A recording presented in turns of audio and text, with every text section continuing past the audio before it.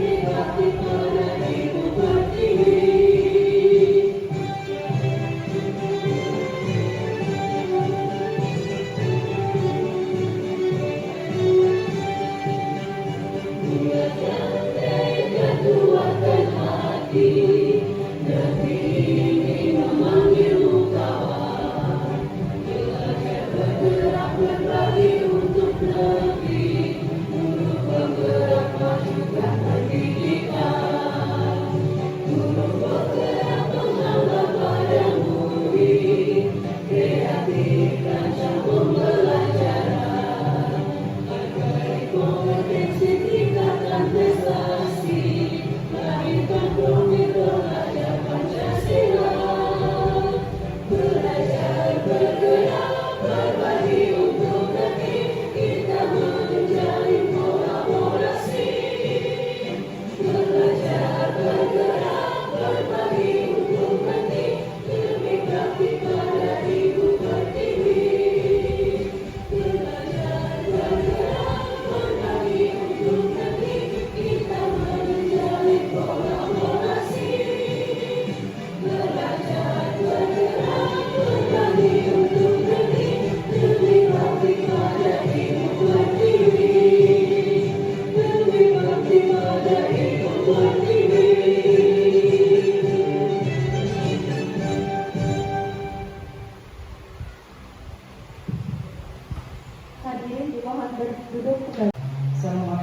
warahmatullahi wabarakatuh.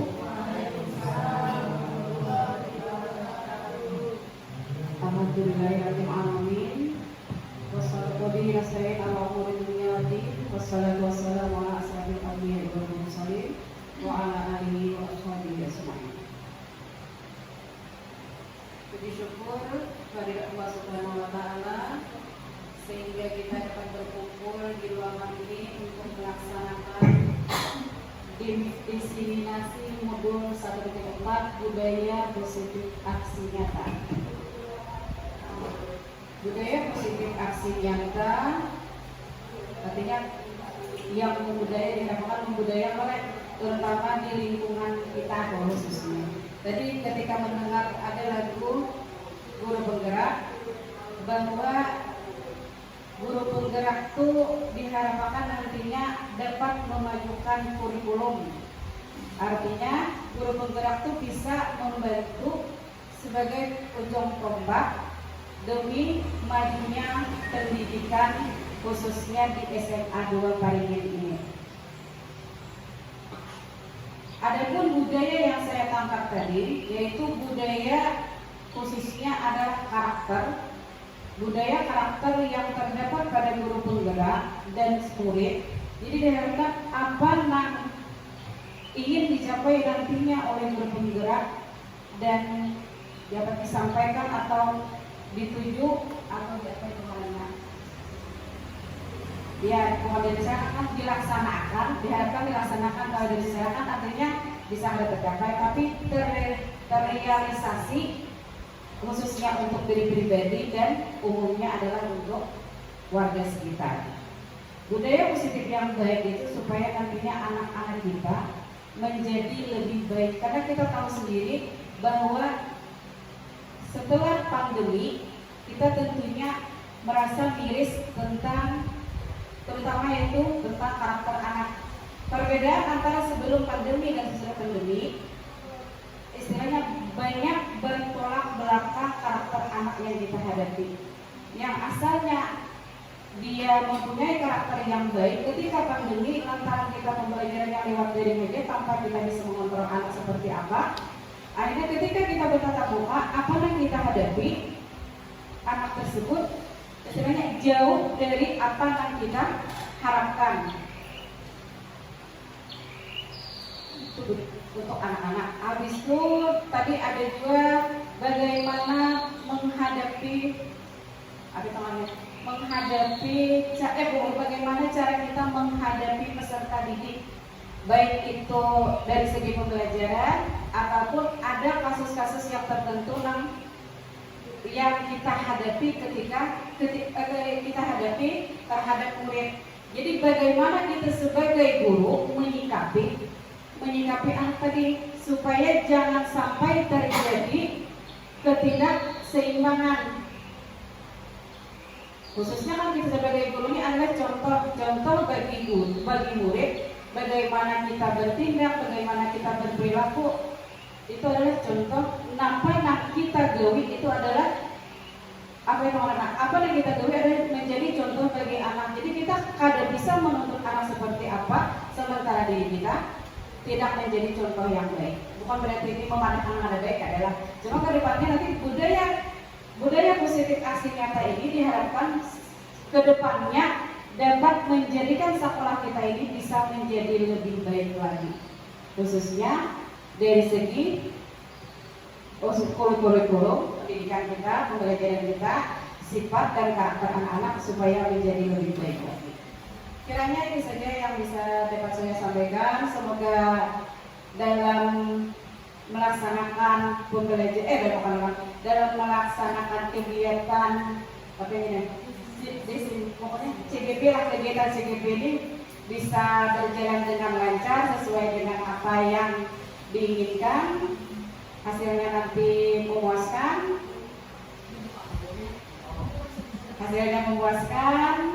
bagi yang melaksanakan hari ini dan bagi calon-calon guru penggerak nantinya. Untuk mempersingkat waktu, baiklah untuk kegiatan diseminasi modul 1.4 budaya positif aksi nyata CGP Angkatan 9 SMA 2 Paringin, saya nyatakan Dengan mengucap Bismillahirrahmanirrahim dibuka.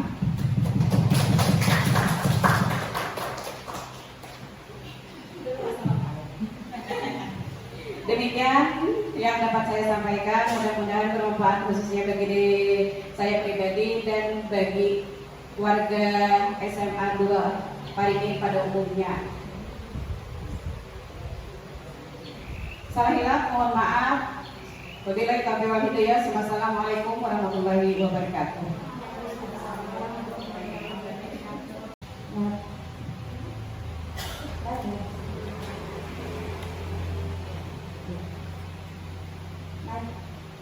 Nah, sebagai pendidik, tujuan kita adalah menciptakan anak-anak yang memiliki disiplin diri. Kita mempunyai tujuan itu. Anak-anak kita mempunyai disiplin diri sehingga mereka bisa berperilaku dengan mengacu pada nilai-nilai kebajikan universal dan memiliki motivasi intrinsik, bukan motivasi ekstrinsik. Artinya di sini adalah anak-anak ingin menerapkan, ingin punya perilaku disiplin positif yang sekian banyak itu tadi, itu harus dari motivasi dirinya sendiri, bukan motivasi dari orang lain. Yang disebut di sini adalah motivasi intrinsik. Jikalau harus juga ada motivasi dari luar, paling tidak itu ada motivasi dari keluarga, motivasi dari orang lain misalkan di sekitarnya. Tapi intinya harus motivasi dari dalam dirinya sendiri. Next. Nah, teori kontrol, teori motivasi, hukuman dan penghargaan. Setiap perilaku atau perbuatan memiliki alasan dan tujuan.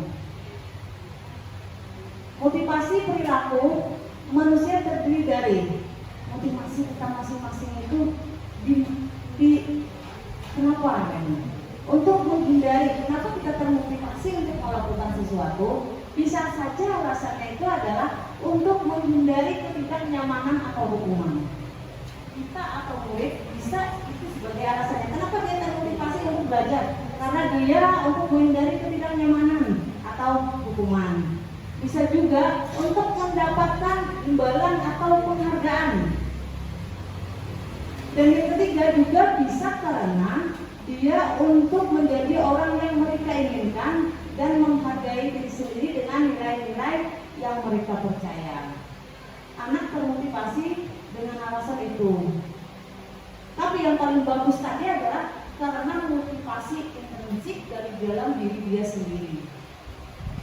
Terus hukuman merupakan identitas gagal yang diterapkan tidak di atas kesepakatan antara guru dan murid. Hukuman ini adalah langkah terakhir yang kita berikan jika anak tidak menerapkan disiplin positif. Konsekuensi merupakan akibat yang harus diterima dari suatu perbuatan yang sebelumnya telah diketahui dan disepakati oleh murid. Jadi di sini ada bedanya hukuman dan ada bedanya hukuman dengan konsekuensi. Kalau hukuman tidak ada kesepakatan, kalau konsekuensi sudah ada aturan, terus ada hukumannya. Restitusi merupakan upaya yang dilakukan untuk memperbaiki kesalahan agar murid lebih kuat dan bertahan dalam jangka waktu yang lama. Lanjut ya.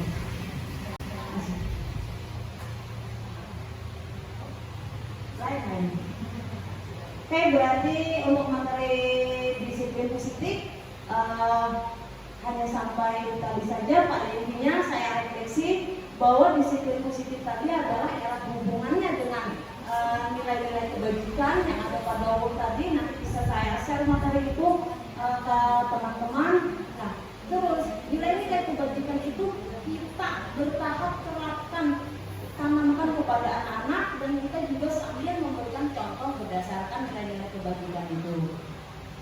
Mungkin hanya itu yang dapat saya sampaikan. Saya mohon maaf. Wassalamualaikum warahmatullahi wabarakatuh.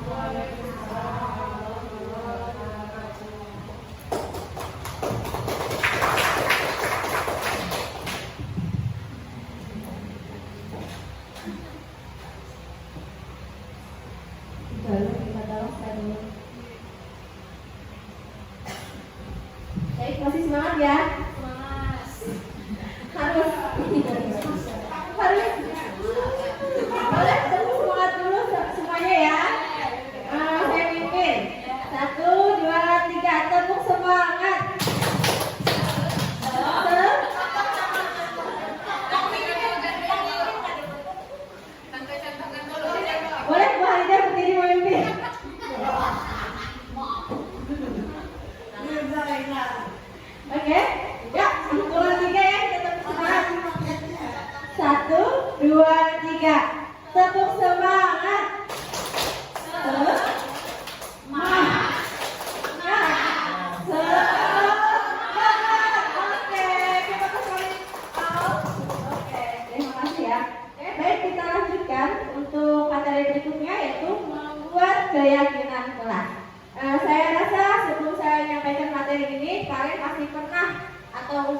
melaksanakan, membuat keyakinan kelas.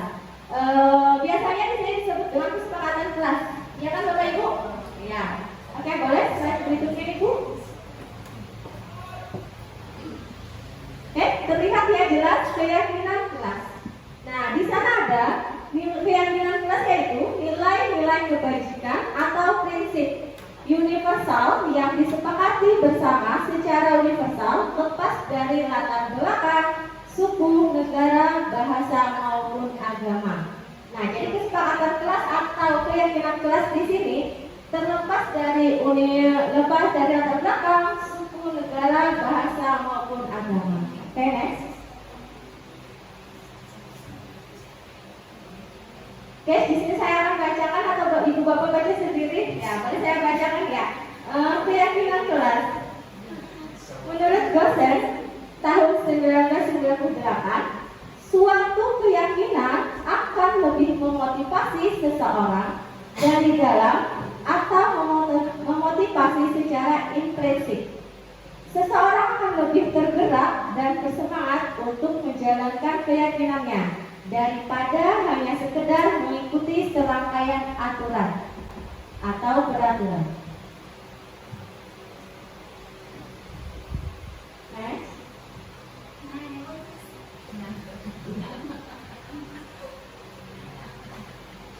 Oke, di sini ada apa fungsi keyakinan kelas?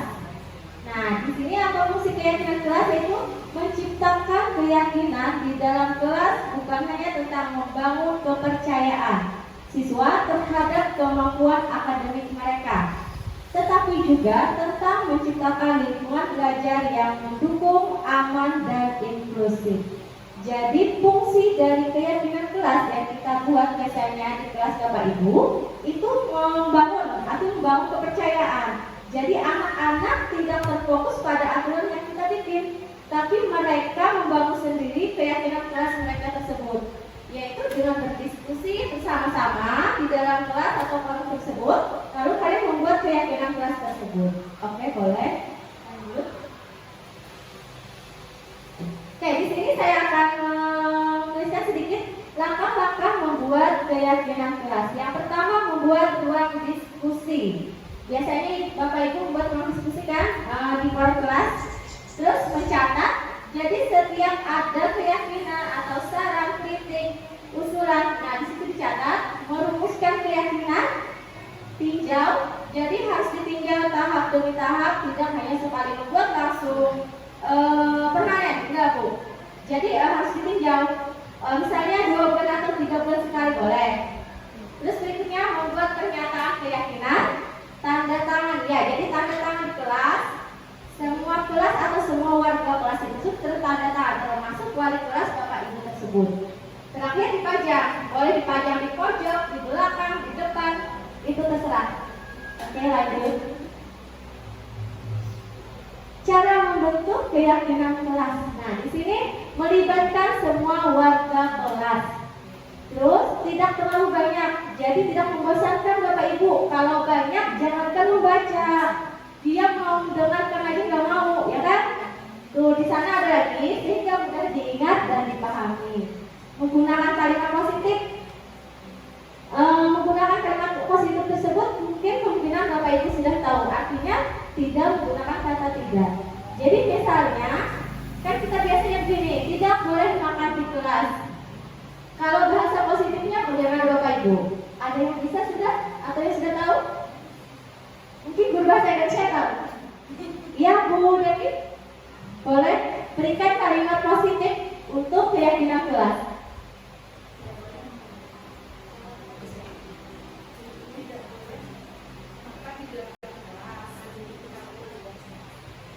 Ya, terima kasih kesempatannya. Di sini saya akan mencoba memberikan kalimat positif. Anak-anak bisa makan dan minum di dalam kelas asalkan jangan mengganggu temannya. Terima kasih. Terima kasih Ibu. Lanjut ya. Sesuatu yang dapat diterapkan. Jadinya sesuatu yang dapat diterapkan itu jangan terlalu sulit, mudah dipahami. Jadi sesuai dengan kondisi budaya dan lingkungan kelas kalian masing-masing. Jangan ibaratnya jangan kombinasi kelas sebelah atau kelas lain. Jadi sesuai dengan kebutuhan atau kondisi kelas kalian tersebut saja. Yang terakhir, perlu adanya tinjauan kembali dari waktu ke waktu agar tetap relevan. Nah, yang ini yang saya maksud tadi. Jadi habis satu kali kalian bikin kesepakatan kelas, bukan itu untuk waktu 1 semester Bapak Ibu. Jadi boleh 2-3 bulan ditinjau lagi. Anak-anak, kita diskusi lagi tentang keyakinan kelas kita, apakah sudah relevan, apakah sudah diterapkan, apakah sudah berhasil. Jadi boleh direvisi atau ditinjau ulang. Thank you, terima kasih. Bagaimana? Kita dipahami ya? Baik, cukup sekian. Terima kasih. Wassalamualaikum warahmatullahi wabarakatuh. Baik, kita lanjutkan materi berikutnya dari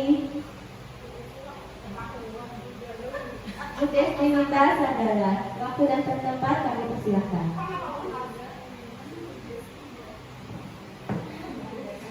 Kebutuhan dasar manusia. Oke, masih semangat Bapak dan Ibu-ibu.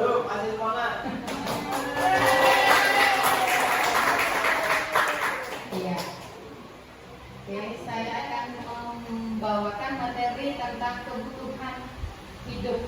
Kiriman dari Kakek Oda juga.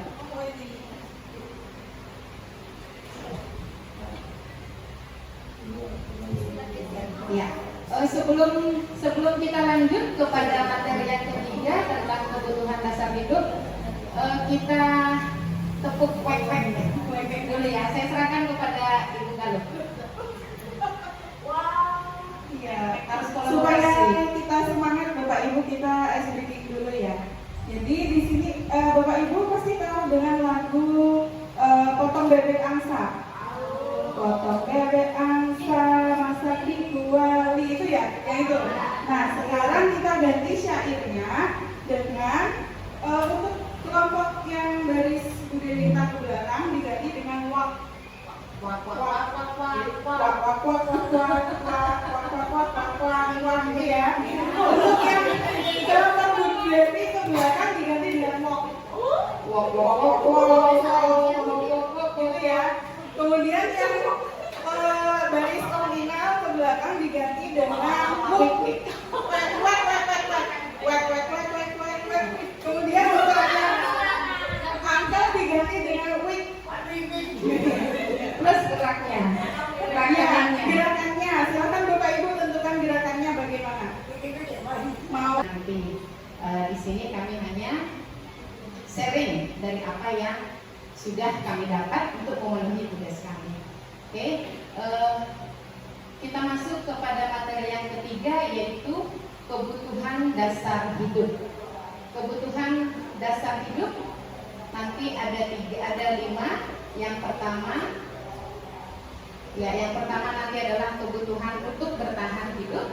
Kemudian yang kedua nanti ada kebutuhan kesenangan. Yang ketiga kebutuhan untuk diakui. Yang keempat kebebasan, dan yang kelima adalah penguasaan. Yang pertama yaitu kebutuhan untuk bertahan hidup.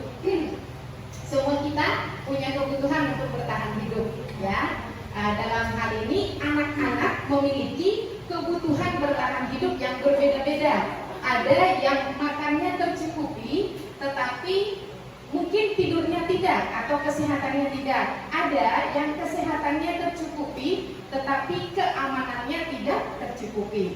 Jadi itu yang harus kita lihat nanti, bagaimana kebutuhan bertahan hidup di setiap anak. Ya, biasanya kalau kebutuhan hidup ini tidak terpenuhi, katanya sesuai yang kami pelajari, maka akan ada muncul permasalahan. Jadi setiap permasalahan yang kita hadapi di kelas itu ada alasannya, yaitu salah satunya mungkin apa kebutuhan dasar hidupnya yang tidak terpenuhi. Mungkin kebutuhan bertahan hidup di sini tadi bersifat fisiologi, yaitu kesehatan, rumah, dan makanan. Bahkan kebutuhan biologis sebagai bagian dari proses reproduksi, termasuk kepada kebutuhan untuk tetap bertahan hidup. Juga termasuk merasa amankah keadaan dia di rumah, merasa amankah tidak dia di dalam kelas. Itu yang perlu kita lihat nanti untuk anak-anak yang misalnya bermasalah. Berikutnya, kebutuhan dasar yang kedua yaitu kasih sayang dan rasa diterima, ya. Kita pasti tahu ini di kelas kita, yaitu kebutuhan untuk diterima. Ada anak-anak tertentu yang merasa mungkin di rumah tidak diterima atau kurang diterima oleh keluarga, maka di sekolah dia pengen diterima, pengen diakui, gitu ya.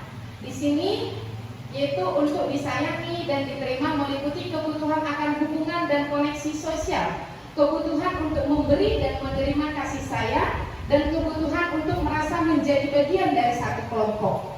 Ada anak yang sensitif, ketika dia datang ada yang bergerombol, maka dia akan menjauh, dia merasa tidak diterima.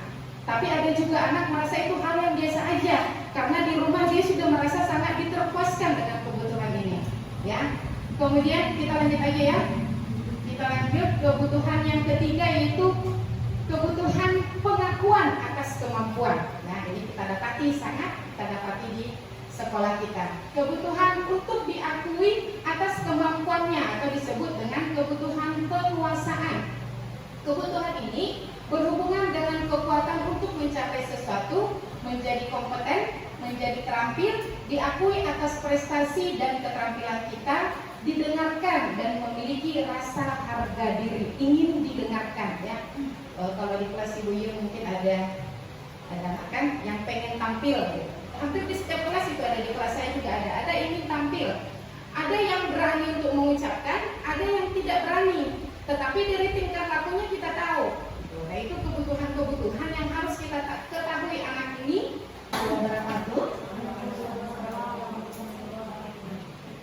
Terima kasih untuk waktu yang diberikan. Di sini sama seperti Ibu Desti, Ulun juga tidak menggurui, Ulun berbagi informasi yang selama ini Ulun dapatkan selama pendidikan. Nah, ini Ulun akan membahas mengenai 5 posisi kontrol. Apa sih 5 posisi kontrol? 5 posisi kontrol ini kontrol kita sebagai seorang guru. Betul seperti yang dikatakan Ibu Desti, kita saat ini dituntut untuk menghamba kepada murid. Karena menurut Ki Hajar Dewantara, menurut pemikiran beliau, anak itu sudah punya kodratnya masing-masing. Jadi kita membimbingnya sesuai dengan kodrat alam dan kodrat zaman. Di sini untuk kodrat alamnya yaitu bakat, lahir, minat yang dia miliki, dan kodrat zamannya itu adalah zaman sekarang, teknologi yang berkembang di saat ini. Kemudian juga kita tidak bisa mendidik siswa, kita hanya bisa menuntun. Seperti seorang petani, kita hanya bisa membantunya untuk tumbuh kembang. Tidak bisa kita melahirkannya untuk menjadi seseorang yang berkualitas baik. Di sini untuk 5 posisi kontrol, itu yang pertama, lalu mungkin bisa next, itu pemberi hukuman. Kemudian yang kedua, pembuat rasa bersalah. Yang ketiga, guru sebagai teman. Kemudian yang keempat, pemantau. Dan yang kelima, manajer. Yang pertama dulu, pemberi hukuman. Nah, sini seorang penghukum bisa menggunakan hukuman fisik maupun verbal. Misalkan ada kalimat patuhi aturan saya, atau awas, kamu selalu saja salah, selalu pasti, selalu yang terakhir selesai pada saat pembelajaran. Misalkan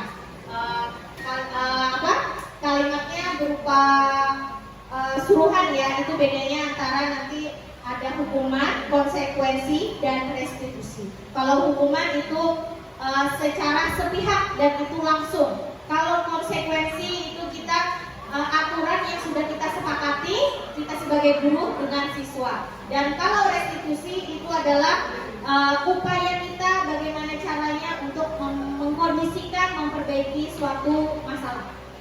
Kemudian sebelum dulu ya. Untuk memberi hukuman di sini, kalau kita memposisikan dulu sebagai pemberi hukuman, itu hasil yang didapatkan kemungkinan anak pasti akan marah, kemudian mendendam atau bersifat agresif.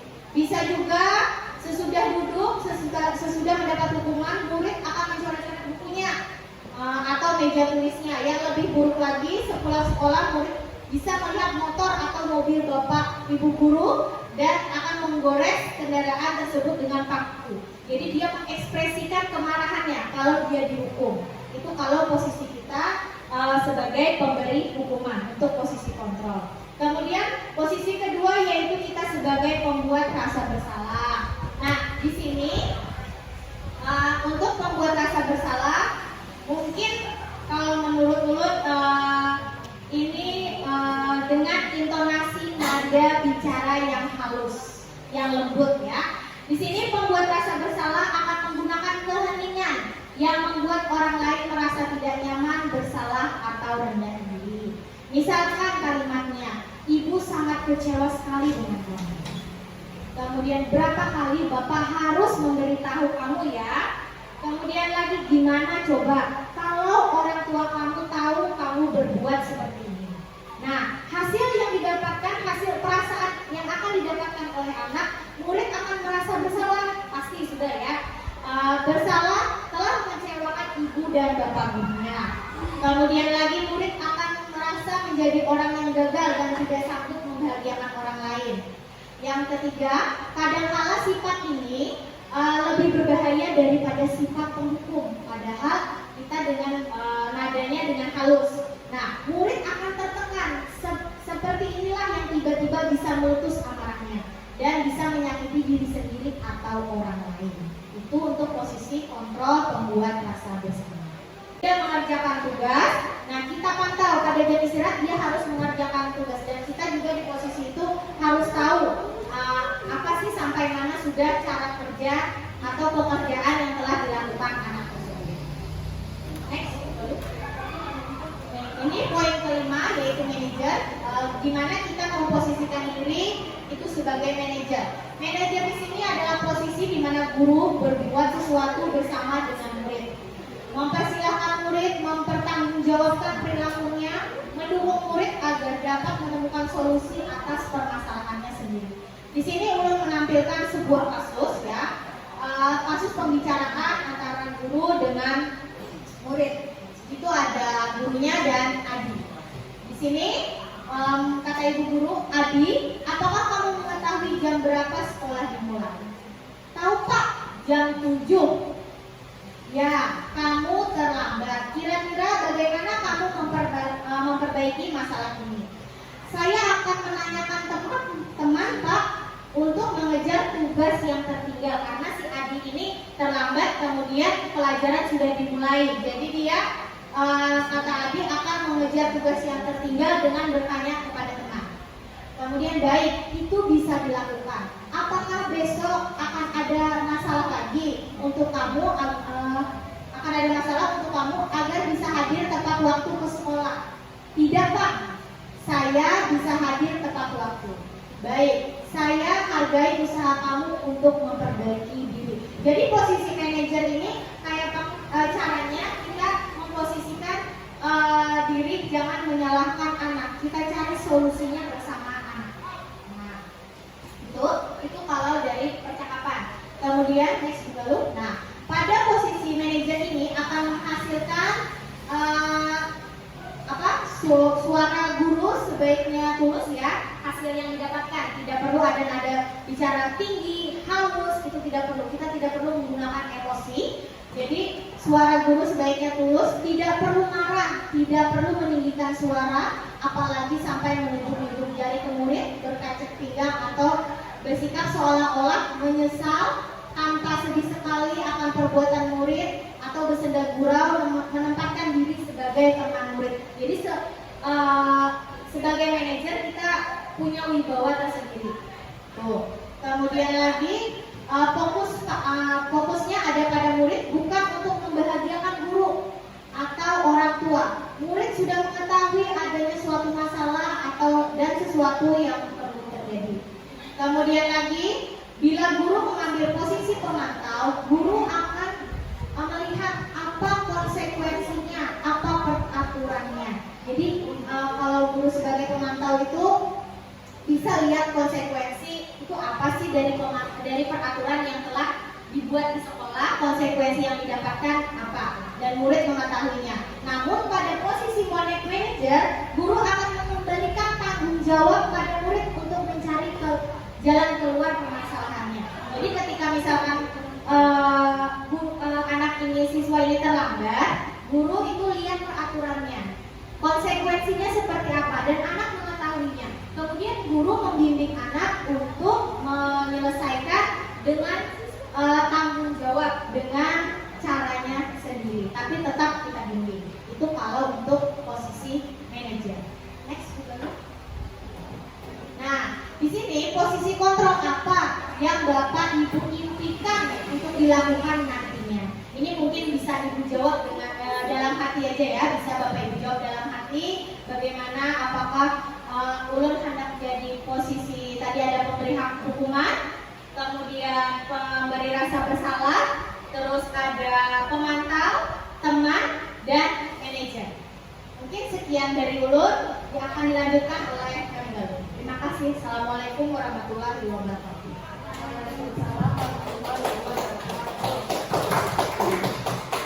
Tibalah kita di penghujung presenter ya. Jadi saya yang paling terakhir, terima kasih Bu Yanti atas waktunya. Assalamualaikum warahmatullahi wabarakatuh.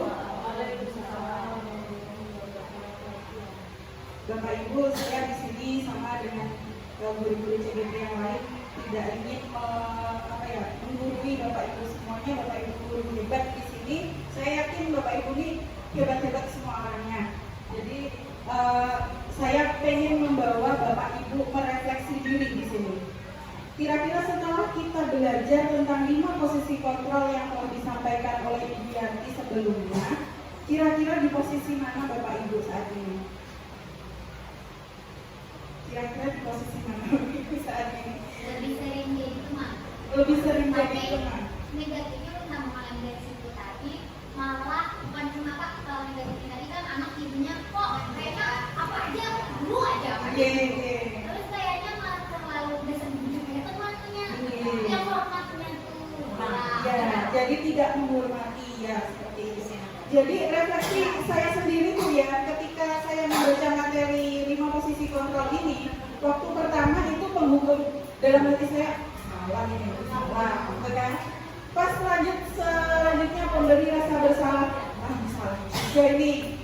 Pas yang ke teman, nah ini betul nih, sudah seperti itu Ibu. Ternyata di belakang teman itu masih ada 2 lagi, yaitu pemantau dan manajer. Ternyata yang saya lakukan selama ini sebagai teman, sama dengan Ibu Dewista, bahwa kita melakukan posisi kontrol sebagai teman, itu ternyata kurang tepat, Ibu. Jadi benar anak patuh terhadap kita, tetapi dia rasa hormatnya berkurang, betul sekali Bu Dewista. Dan saya merasakan juga, kenapa ya jadinya kayak sama teman nih ke saya ngomongnya gitu. Menyakit. Kalau yang kedua untuk mendapatkan imbalan, ekstrinsik atau intrinsik? Ekstrinsik juga sama dengan kalau tadi supaya tidak dihukum, kalau ini supaya dapat hadiah. Kira-kira kalau saya melakukan ini, saya dapat apa nanti ya? Nah, seperti itu. Nah, ini juga saya alami, saya membawa kita berefleksi lagi. Saya dulu sering sekali memberi anak hadiah. Siapa yang bisa mengerjakan, siapa tim terbaik, saya memberikan hadiah. Ternyata pemberian hadiah itu kurang tepat Bapak Ibu. Ini untuk saya ya, karena saya sering sekali. Jadi hal itu kurang tepat. Kenapa? Karena pemberian hadiah itu merupakan Ibu.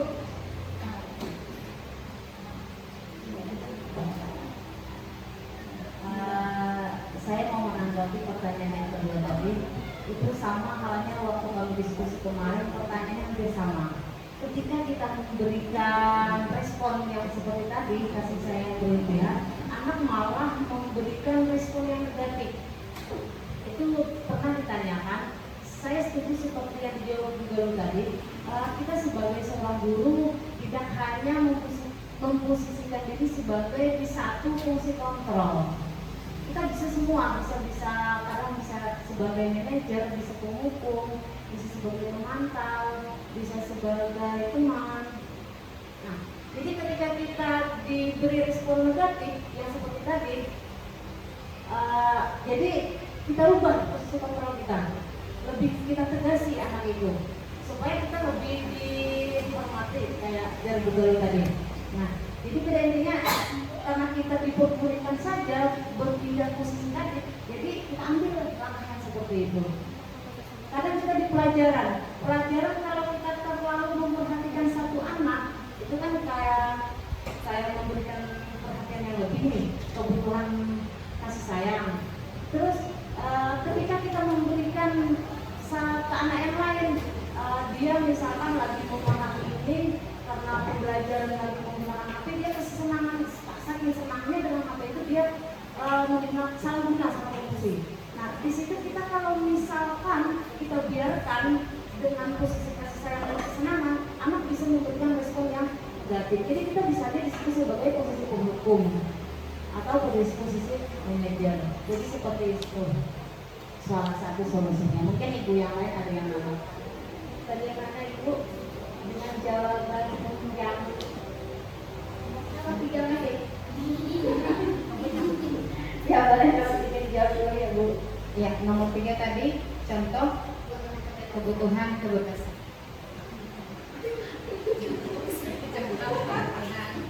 Kebebasan, tadi kebutuhan kebebasan itu adalah anak-anak bebas memilih. Tetapi kalau dikaitkan dengan pembelajaran berarti ketika kita temukan anak-anak jenuh, bosan, tidak tertarik, artinya dia perlu bebas memilih. Pembelajaran yang kita berikan itu kurang bervariasi. Jadi kalau kita temukan seperti itu ada yang jenuh, berarti kita perlu memvariasikan pembelajaran kita. Ya, mana menjadi benar? Berarti kontrol yang paling pas itu sebenarnya ya kita memposisikan diri sebagai manajer kan ya. Ya, terima kasih. Jawabannya saya puas sekali. Assalamualaikum warahmatullahi Oke baik, kalau tidak ada pertanyaan lagi, ya baik dari Devi.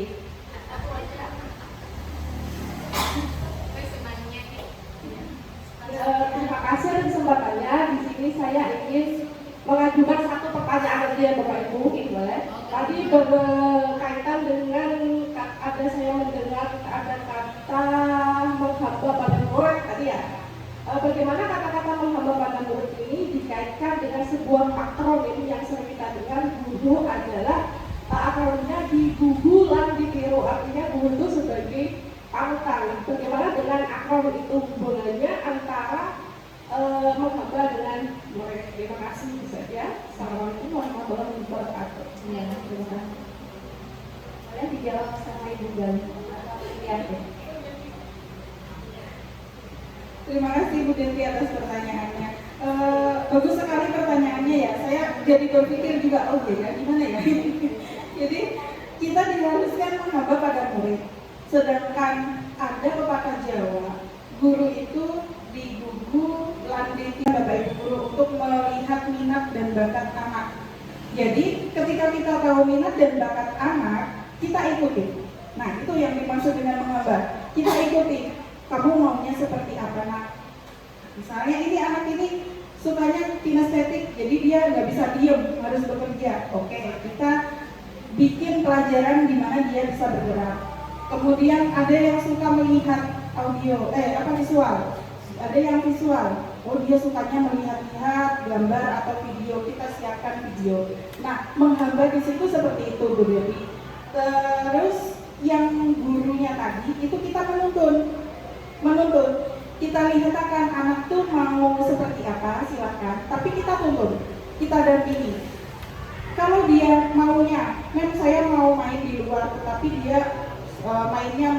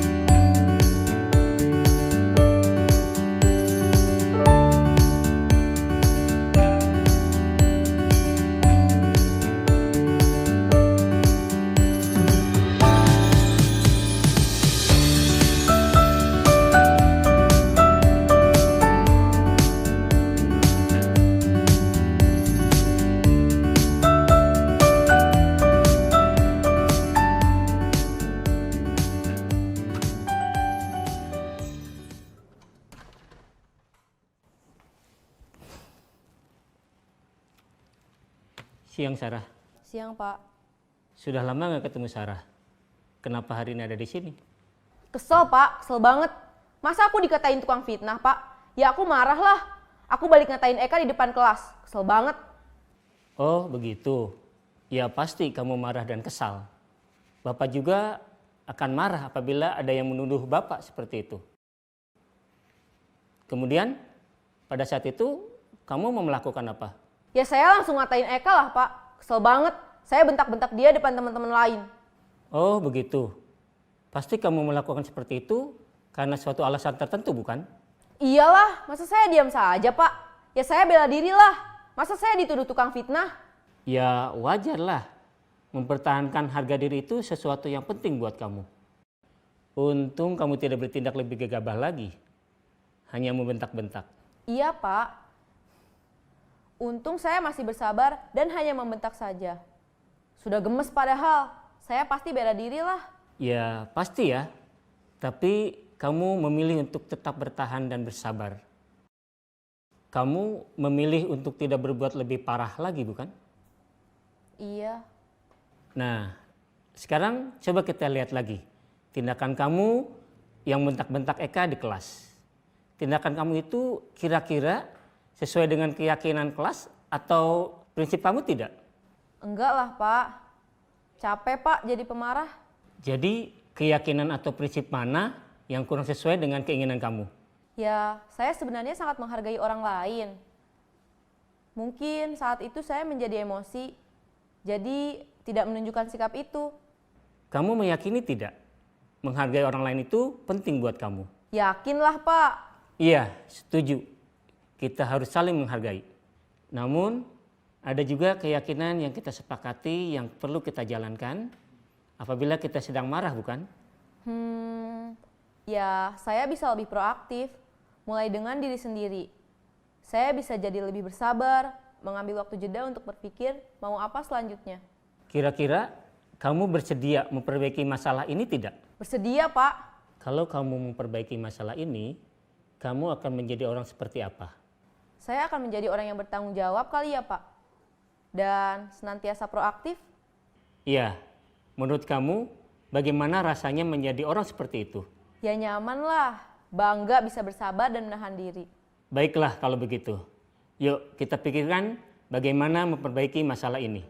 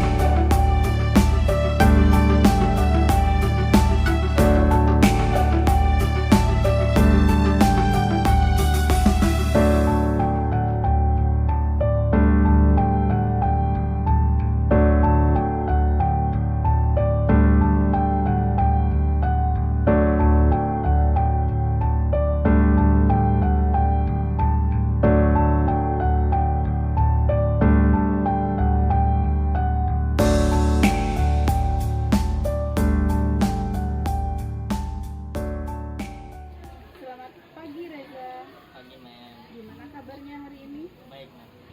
Oke, alhamdulillah baik ya. Men mau bertanya suatu hal sama Reza. Ya,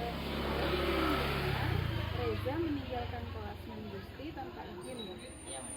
Kenapa? Saya haus, Mas. Oh, haus. Jadi ke kantin, Reza. Oh, memang sih akhir-akhir ini cuaca memang sangat panas. Kalau Men jadi Reza, mungkin Men akan melakukan hal yang sama. Tetapi kira-kira bagaimana perasaan Men Gusti waktu Reza meninggalkan pelajaran tanpa izin ke Men Gusti? Mungkin merasa tidak hormat. Baik, kalau masih tidak dihormati, berarti nilai keyakinan apa yang Reza langgar? Saya keyakinan saling menghormati. Iya, betul. Jadi nilai keyakinan saling menghormati. Lalu apa yang harus Reza lakukan kira-kira supaya kejadian tersebut tidak terulang lagi? Saya akan membawa botol minum dari rumah, Mas. Dan bisa izin untuk keluar kelas. Iya, bagus. Baik, bagus sekali solusinya. Jadi nanti jangan lupa bawa botol minum dari rumah. Jadi ketika harus minum, bisa minum di dalam kelas ya. Terus yang penting lagi, kalau mau keluar, izin dulu sama bapak ibu guru yang di dalam kelas. Pasti mereka mengizinkan. Baik. Terus kemudian siapa yang mengingatkan di rumah? Kira-kira ada tidak? Ada mama main di rumah. Oh, ada mama. Jadi minta tolong nanti pulang sekolah diingatkan sama mama supaya besok bisa membawa botol minum. Gitu ya Reza ya? Baik, Ya, terima kasih. Semoga tidak diulangi lagi kejadian ini. Reza bisa menjadi semakin baik lagi. Ya, terima kasih. Selamat pagi Desi. Bagaimana kabarnya hari ini? Alhamdulillah. Alhamdulillah. Men di sini mau nanya suatu hal sama Desi. Kemarin kalau nggak salah gelangnya Desi diciptakan hadiah. Betul ya. Kenapa Desi memakai perhiasan di sekolah? Waktu itu ada pernikahan di keluarga saya. Terus karena telat bangun paginya, lupa melepas gelangnya, jadi dibawa ke sekolah. Oh begitu. Memang sih Men juga sering lupa seperti itu. Kalau Men jadi disiplin memang akan melakukan hal yang sama. Tetapi kira-kira tahu nggak Desi apa alasannya kita tidak boleh memakai perhiasan di sekolah? Supaya tidaknya timbulnya perbedaan antara murid yang punya perhiasan sama yang tidak. Jadi supaya kita saling tidak ada gap ya, tidak ada perbedaan di antara siswa. Kemudian selain itu kalau perhiasan itu hilang di sekolah, nanti gimana? Siapa yang bertanggung jawab ya kan? Iya, jadi kira-kira nilai keyakinan apa yang disilangkan? Nilai Kesetaraan bagus. Kemudian solusi apa yang bisa tawarkan agar tidak terulang lagi? sepertinya saya harus bilang ke mama untuk mengingatkan untuk gelangnya dilepas dulu sebelum pergi ke sekolah. Betul. Terus kalau sudah terlanjur, mama tidak mengingatkan, sudah terlanjur di sekolah bagaimana? Dilepas gelangnya ke sekolah. Iya. Disimpan. Iya betul. Sebaiknya disimpan. Jadi sekira nanti tidak jatuh di jalan dan hilang. Seperti itu ya Desi ya. Jadi semoga kedepannya Desi tidak mengulangi lagi. Desi sudah tahu nilai keyakinan apa yang Desi langgar. Semoga tidak diulangi lagi dan terima kasih. Terima kasih, Mel.